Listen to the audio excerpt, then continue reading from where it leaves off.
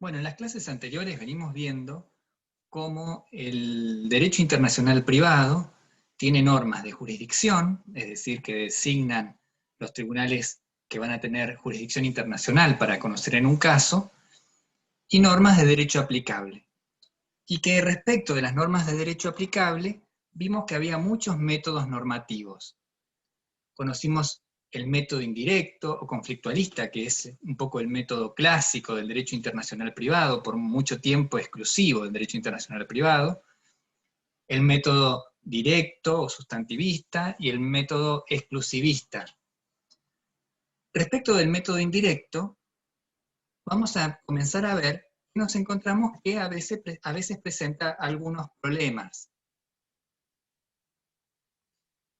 El primer problema que se presenta es cuando la norma de conflicto indica como aplicable un derecho extranjero. ¿Está obligado el juez argentino a aplicar el derecho extranjero? Bueno, esto que aparecía como un problema y que ha dado lugar a muchas discusiones, ha sido resuelto por distintas fuentes normativas. Últimamente, el artículo 2595 del Código Civil y Comercial, pero ya desde antes encontrábamos soluciones en el protocolo adicional a los tratados de Montevideo y en la Convención Interamericana de Normas Generales. En su artículo 2 dispone la aplicación de oficio, de la misma manera que el Código Civil y Comercial actualmente, la aplicación de oficio del derecho extranjero, es decir, no requiere invocación de parte, y la teoría del uso jurídico. Fíjense que el artículo 2595 del Código Civil y Comercial dice: el juez establece, debió decir indaga, su contenido, el contenido del derecho extranjero, y está obligado a interpretarlo como lo harían los jueces del Estado al que ese derecho pertenece. Esto es lo que se ha dado en llamar teoría del uso jurídico. Está obligado a interpretarlo como lo harían los jueces del Estado al que ese derecho pertenece. Y dice, sin perjuicio de que las partes pueden alegar y probar la existencia de la ley invocada, pero ven que está en cabeza del juez la obligación de indagar el contenido del derecho extranjero. Y queda una posibilidad para el caso de que el contenido del derecho extranjero no pueda ser establecido o conocido, sería mejor dicho, que en ese caso se aplicará el derecho argentino. Hoy en día no parece muy razonable pensar cuándo no es posible indagar el contenido de un derecho extranjero con todos los medios tecnológicos disponibles. Pero la otra cuestión que se presenta es cómo se prueba el derecho extranjero y qué se prueba del derecho extranjero. Al respecto, también tenemos otra convención interamericana, la Convención sobre Prueba e Información acerca del derecho extranjero. En su artículo 2 nos dice, nos contesta la primera de las preguntas que aparece ahí: ¿qué se prueba del derecho extranjero? Y nos dice que se prueba el texto, la vigencia, el sentido y el alcance legal del derecho extranjero.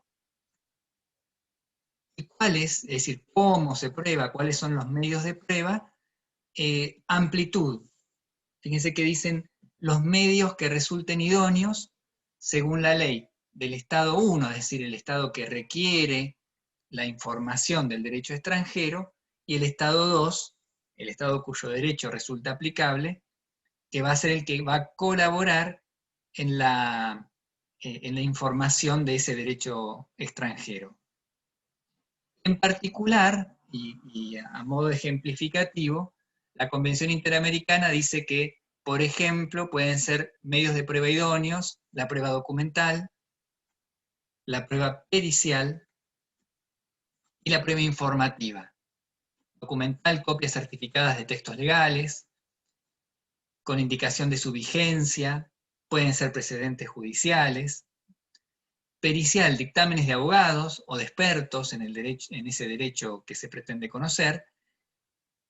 Y la prueba informativa, requiriéndole al Estado, en este caso el Estado 2, ¿no? Al Estado cuyo derecho se pretende conocer, el texto, la vigencia, sentido y alcance legal de su derecho. Otra fuente normativa que recepta también la prueba del derecho extranjero es el Protocolo de las Leñas en el ámbito del Mercosur, que solo prevé como medio la prueba informativa. Les hemos dado a resolver un caso, el caso Sellado, que se trata de la quiebra de una sociedad comercial domiciliada en la Argentina, Sellado Sociedad Anónima, que tenía que pagarle una suma de dinero a un proveedor mediante una transferencia en una cuenta en un banco español. Quiere decir que ese crédito era pagadero en el extranjero. La acreedora que quiere que le paguen pretende verificar su crédito. Ese crédito pagadero en España se presenta en la quiebra que tramita en la Argentina para verificar su crédito. Ahí se encuentran con que la ley de concursos y quiebras establece como un requisito para los acreedores cuyo crédito es pagadero en el extranjero que demuestre que recíprocamente un acreedor cuyo crédito es pagadero en la Argentina puede verificar y cobrar su crédito en un concurso abierto en el país en el cual aquel crédito es pagadero. Fíjense que entonces el acreedor, cuyo crédito es pagadero en España, deberá acreditar ante el juicio que tramita en la Argentina, ante la quiebra, que un acreedor cuyo crédito es pagadero en la Argentina podría verificar su crédito en un proceso falencial en España. ¿Cómo se hace esto? ¿Cómo se prueba que un acreedor cuyo crédito es pagadero en la Argentina podría verificar su crédito en un eventual concurso abierto en España? ¿Cómo se demuestran esas condiciones? Bueno, lo que deberemos hacer es probar qué dice el derecho español, el régimen concursal español, para ver cuál es el tratamiento que se le da a los acreedores cuyo crédito es pagadero en el extranjero.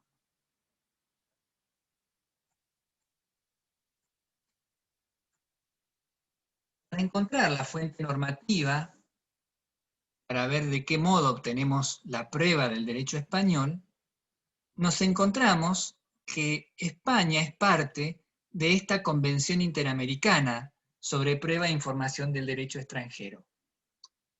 Y como vimos, esta convención admitía con amplitud todos los medios de prueba que resulten idóneos, documental, pericial, informativa. Y cuando decimos los medios de prueba que resulten idóneos, estamos descartando la prueba testimonial, por ejemplo, porque un testigo puede hablar de los hechos que están ante sus sentidos, de los cuales tuvo conocimiento por sus sentidos. Y ciertamente que el derecho no es un hecho que pueda haber caído ante sus sentidos, deberá ser un experto el que se expida en tal caso. En este caso, en la quiebra de Sellado Sociedad Anónima, el acreedor cuyo crédito es pagadero en España presenta este dictamen de un abogado, que como ustedes ven, es un abogado aparentemente es un abogado colegiado en el Colegio de Abogados de Barcelona, como se ve bajo su firma. Este dictamen entra en esta categoría de prueba pericial, entonces contemplada por la Convención Interamericana.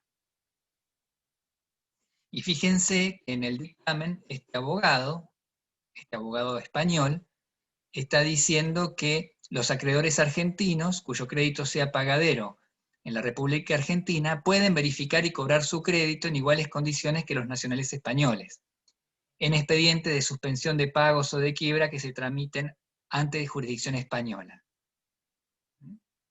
Así que esto está contestando la pregunta que debíamos acreditar conforme a la ley de concursos y quiebras de Argentina. Vemos que en ese dictamen se ve una certificación del Colegio de Abogados de Barcelona que dice que esa persona, el firmante, Raúl Castro, Raúl Castro Mato es un abogado matriculado en España, en el Colegio de Abogados de Barcelona en particular.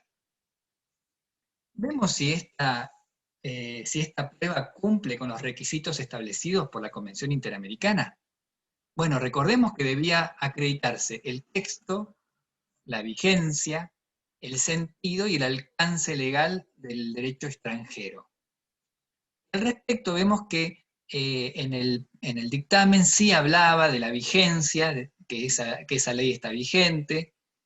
Su sentido nos da la interpretación, nos está diciendo que efectivamente un acreedor argentino podría verificar su crédito en España, pero lo que no nos dice es, no nos presenta el texto, que era uno de los requisitos exigidos por la Convención Interamericana. De manera que a esta prueba habría que completarla con una prueba informativa, quizás, en la cual se acompañe, por la cual se solicite al Estado español el aporte del texto de la ley falencial española. Y respecto a esto era con España, pero si el caso nos vinculara con otros estados, pensemos en Francia, encontramos que tenemos una convención bilateral con Francia, por la cual se dispone la cooperación de ambos estados a través de autoridades centrales para proporcionarse información del derecho extranjero.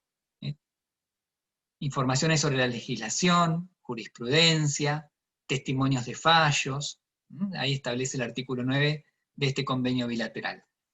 Y lo mismo ocurre con Brasil, con China, Federación Rusa, Paraguay, Túnez y Uruguay. Tenemos convenios bilaterales que establecen procedimientos para hacer posible el conocimiento del derecho extranjero. Otro problema, vemos entonces que de alguna forma ese problema de la aplicación del derecho extranjero de oficio y la prueba del derecho extranjero, podemos decir que lo tenemos resuelto a través de estas fuentes normativas. Es un problema, pero se puede resolver. Ahora, otro obstáculo que nos encontramos cuando resulta aplicable un derecho extranjero es el orden público internacional. Orden público internacional que opera como un límite a la aplicación del derecho extranjero, cuando la norma de conflicto indica como aplicable ese derecho extranjero. De la misma manera que opera como una limitación a la autonomía de la voluntad de las partes, por ejemplo en un contrato internacional. Y también a la cooperación judicial internacional. El otro día, cuando veíamos el tema matrimonios internacionales, veíamos que según la fuente interna y la fuente convencional, la validez del matrimonio, todos los aspectos que hacen a la validez del matrimonio, se regían por la ley del lugar de celebración. Dice el código, aunque los contrayentes hayan dejado su domicilio para no sujetarse a las normas que en él rigen. La ley del lugar de celebración. Sin embargo, vemos que en el segundo párrafo del artículo 2622 aparece una limitación. Va a decir que por más que es aplicable la ley del lugar de celebración, no se van a aplicar, no se van a reconocer los matrimonios válidamente celebrados en el extranjero cuando aparezca alguno de estos impedimentos, parentesco, ligamen o crimen. Expresamente, el artículo 2622, segundo párrafo, y el artículo 403 del Código Civil y Comercial establecen esa limitación. Ahí vemos que hay principios de orden público internacional que han inspirado al legislador para establecer esta disposición que opera como un límite a la aplicación del derecho extranjero. Pero nos preguntábamos, ¿y qué pasa si los que se casan son niños? ¿Es válido ese matrimonio? Y no aparece una disposición expresa como la que veíamos del artículo 403. Sin embargo, esto nos hacía pensar, ¿no?, el otro día. Pero sin embargo, vemos que el ordenamiento jurídico argentino prevé también una limitación, un obstáculo para la aplicación del derecho extranjero de una forma como más abierta, no expresa y puntual como lo veíamos en el artículo 403, sino de esta manera. Dicen, las disposiciones de derecho extranjero aplicables deben ser excluidas cuando conducen a soluciones incompatibles con los principios fundamentales de orden público que inspiran el ordenamiento jurídico argentino. Si el matrimonio se trata de dos niños, cuyo consentimiento no pueda considerarse válidamente prestado, es indudable que está afectando principios fundamentales que inspiran el ordenamiento jurídico argentino. Y en ese caso, también actuará el orden público internacional. Esto lo vemos así en el artículo 2600 del Código Civil y Comercial. Vemos entonces el orden público internacional como un límite a la aplicación del derecho extranjero, aparece como con dos caras, dos modalidades. Por un lado, expresamente, con una norma que expresamente dice en qué supuestos no se va a reconocer validez a un matrimonio válidamente celebrado en el extranjero. Parentesco, ligamen y crimen. Y por otro lado, una norma abierta que deja en cabeza del juez analizar si en ese caso en particular la solución que propone el derecho extranjero resulta incompatible con los principios fundamentales de orden público internacional.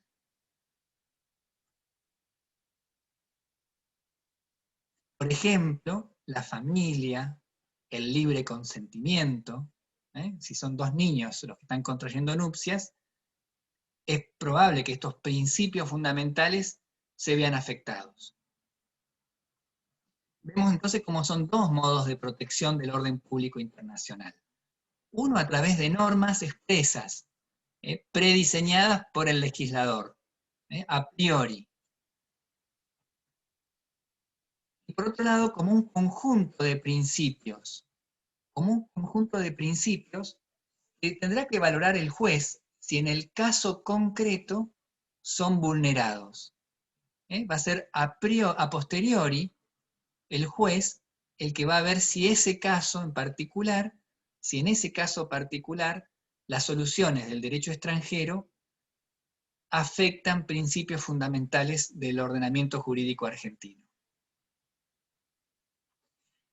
Lo mismo, como veíamos el otro día, en la fuente convencional, también en los tratados de Montevideo de Derecho Civil, vemos que todo lo que tiene que ver con la validez del matrimonio se rige por la ley del lugar de celebración, pero también aparece tutelado el orden público internacional de los estados ratificantes del tratado, reconociéndoles la facultad de desconocerle efectos a un matrimonio válidamente celebrado en el extranjero en razón de parentesco, ligamen, crimen, o en este caso también cuando sea con una edad menor a 14 o 12 años. Vemos ahí entonces cómo también aparece este criterio a priori como un conjunto de disposiciones que receptan principios de orden público internacional. Pero al mismo tiempo, el legislador, en los tratados de Montevideo de Derecho Civil, estableció, así como lo vimos antes en el artículo 2600 del Código Civil y Comercial, una cláusula de reserva. En el protocolo adicional, artículo 4, vemos cómo también faculta a los estados a que en un caso en donde no se trate de un impedimento de parentesco, ligamen, crimen, o de edad menor a 14 y 12 años, pero que el Estado considere que se ven vulnerados sus principios de orden público. Las leyes de los demás estados jamás serán aplicadas contra las instituciones políticas, las leyes de orden público, las buenas costumbres del lugar del proceso. En consecuencia, no se aplican las disposiciones del derecho del lugar de celebración. Aparece ahí entonces el orden público internacional como un límite a la aplicación del derecho extranjero. A priori, como un conjunto de disposiciones, a posteriori, como un conjunto de principios que valorará en el caso concreto el juez. Por ejemplo, nosotros les vamos a dar para que lean y resuelvan una guía de lectura con este fallo, Solá Jorge Vicente, sobre sucesión de la Corte Suprema de Justicia de la Nación de 1996, donde vemos esto, ¿no? Por un lado, la validez de un matrimonio válidamente celebrado en el extranjero se rige por la ley del lugar de celebración. Pero recordamos, los estados parte no quedan obligados a reconocerle efectos a ese matrimonio en caso de alguno de estos impedimentos.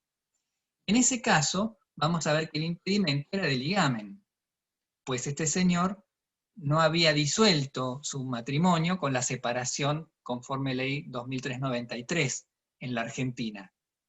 Y un matrimonio ulterior en Paraguay se cuestiona su validez para saber si la cónyuge tenía aptitud para intervenir en la sucesión.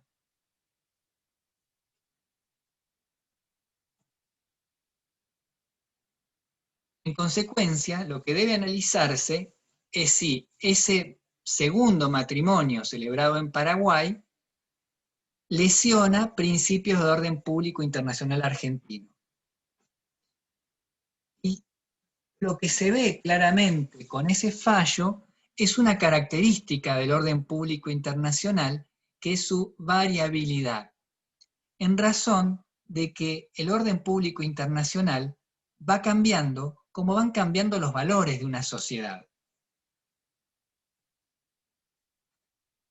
Pensemos que mientras bajo el amparo de la ley 2393 era un principio de orden público internacional la indisolubilidad del matrimonio, en la actualidad es un principio de orden público internacional la disolubilidad del matrimonio. Nadie puede ser obligado a permanecer en una relación matrimonial que pretende disolver. Ahí se ve el carácter variable del orden público internacional. Vemos entonces cómo en todos los ordenamientos jurídicos, por ejemplo el argentino, hay un gran número de normas que son dispositivas, es decir, que las partes pueden derogar en uso de la autonomía de la voluntad. Por ejemplo, este artículo 446 que estamos viendo, dice que antes de la celebración del matrimonio, los futuros cónyuges pueden hacer convenciones que tengan únicamente los objetos siguientes, y entre otros es que hagan opción por alguno de los regímenes patrimoniales previstos en este código. Las partes pueden ejercer la autonomía de la voluntad y determinar el régimen patrimonial de su matrimonio. Eso es dispositivo. En cambio, hay otras normas que le ponen límite a la autonomía de la voluntad de las partes. Por ejemplo, ¿puedo en la Argentina celebrar válidamente un matrimonio ante una autoridad religiosa? Fíjense, el artículo 418 nos da la respuesta. El matrimonio debe celebrarse públicamente ante el oficial público, encargado del registro civil y capacidad de las personas. Quiere decir que no sería válido un matrimonio religioso. Vemos ahí entonces cómo esta es una norma coactiva, porque las partes no la pueden derogar en uso de la autonomía de la voluntad.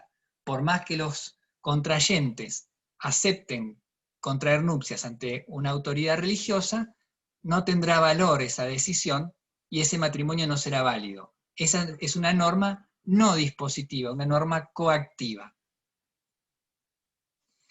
Y otro día pensábamos, ¿qué pasaba si un menor de 18 años se casaba, si era válido o no ese matrimonio? Y vimos cómo en algunos casos, cuando el menor tiene más de 16 años, puede dispensarse y autorizarse el casamiento de un menor de 18 años. Pero ¿qué pasa si ese matrimonio es entre personas menores de 9 años, por ejemplo? Vemos cómo esto sí puede afectar principios de orden público internacional. Por más que un derecho extranjero permita un matrimonio celebrado entre niños menores de 9 años, por ejemplo, nosotros consideraríamos que esto afecta gravemente su consentimiento. O lo mismo pasaría con un matrimonio por parentesco en línea recta, en todos los grados, como dice el artículo 403. Afecta principios de orden público internacional. La institución matrimonial, la institución familiar.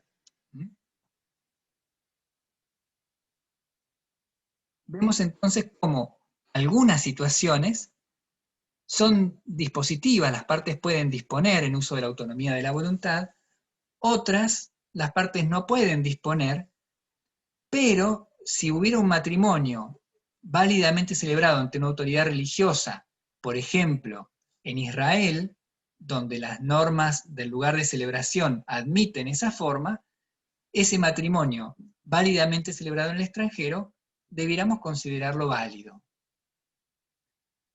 Pero en cambio, un matrimonio válidamente celebrado en el extranjero entre personas que no pueden válidamente prestar su consentimiento, lo consideraríamos contrario a los principios de orden público internacional. Quiere decir que hay un ámbito donde impera la autonomía de la voluntad, un ámbito que podemos decir que es el orden público interno, donde encuentra su límite la autonomía de la voluntad, normas coactivas, es decir, que las partes no podemos derogar en uso de la autonomía de la voluntad, y orden público internacional, que opera como un límite a la aplicación del derecho extranjero. Por ejemplo, ¿qué pasa con el plazo de prescripción liberatoria? Por ejemplo, si una ley extranjera establece un límite, un plazo de prescripción de 4 años para un caso de responsabilidad extracontractual, para el cual nuestro derecho establece un límite de 3 años. ¿Será que esa ley extranjera que establece un plazo de 4 años vulnera principios de orden público internacional? Está claro que sí afecta el orden público interno, es decir, las partes no podríamos, en uso de la autonomía de la voluntad, modificar los plazos de prescripción, como lo dice el artículo 2533. Pero la pregunta es, está bien, las partes no podemos establecerlo en uso de la autonomía de la voluntad, pero ¿qué pasa si es aplicable un derecho extranjero que tiene un plazo mayor, por ejemplo, de 1 año más, 4 años? Bueno, vemos claramente que ese año de más no lesiona el instituto de la prescripción, y por lo tanto sería válidamente aplicable el derecho extranjero que establece un plazo 1 año mayor al plazo de prescripción que establece nuestra norma coactiva. En cambio, sí sería una cuestión de orden público internacional un derecho extranjero que declarara imprescriptible esa obligación, porque ahí sí se afecta un principio de orden público internacional que es el derecho del deudor a liberarse de una obligación, que no sea una obligación eterna.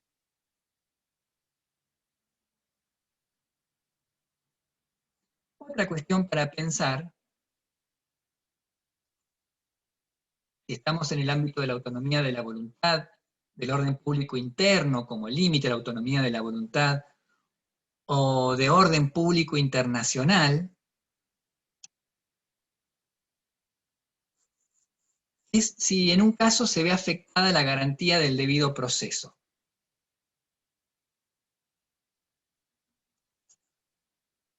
Es una cuestión de autonomía de la voluntad, orden público interno u orden público internacional.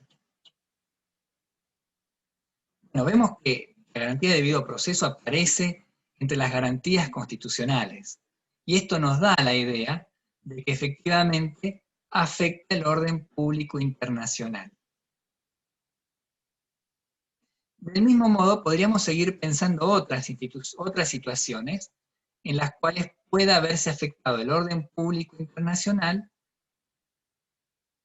el orden público interno y no el orden público internacional.